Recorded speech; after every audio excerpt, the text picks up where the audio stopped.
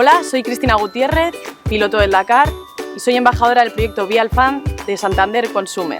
Estamos aquí en el circuito Ricardo Tormo para enseñar a muchos niños sobre seguridad vial. ¿Me acompañas? Soy ciclista. La bicicleta es para divertirse, pero también es un vehículo y debo obedecer las normas. Siempre llevo el casco puesto. Si me caigo, me protegerá la cabeza. Tengo que ser visible y siempre llevo luces en la bici y prendas reflectantes, sobre todo por la noche. Circulo por el carril bici y respeto las señales de tráfico. Si tengo un carril por el que ir, más seguro que por aceras y carreteras. Hay que vigilar que la bicicleta tenga bien las ruedas y los frenos para evitar accidentes y a disfrutar.